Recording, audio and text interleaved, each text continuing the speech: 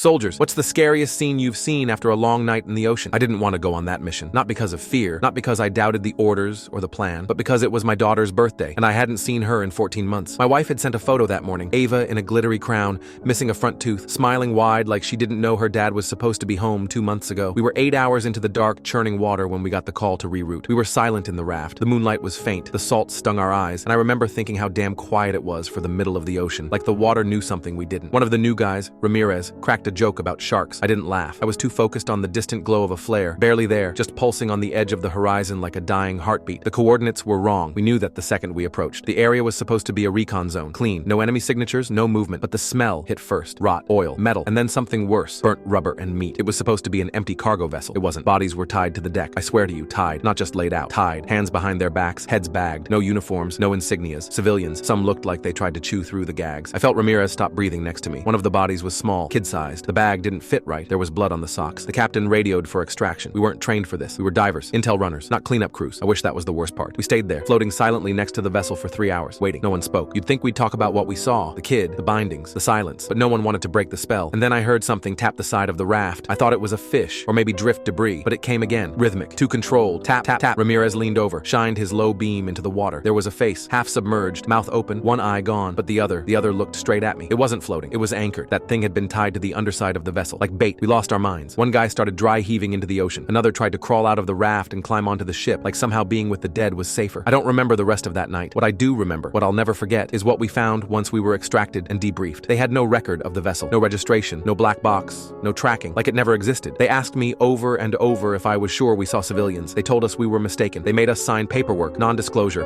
post-mission amnesia protocols. We weren't even allowed to talk to each other about it. But Ramirez cracked. 3 weeks later, he walked into the ocean with his boots on, just past the surf, left his phone on the sand with one sentence typed out, "We were the flare." That's what haunts me the most. Because we weren't called to the vessel to save anything. We weren't even supposed to find it. We were meant to witness it, to carry the image with us, to be the final link in a chain of horrors too ugly for anyone to put in a report. And the scariest thing I've ever seen wasn't the kid's socks. It wasn't the face in the water. It was when I got home, finally, 3 weeks late, and kissed Ava on the forehead. She asked me what I saw, and I realized I couldn't answer. Not because I'd signed something, but because part of me had already started to forget her face in the photo.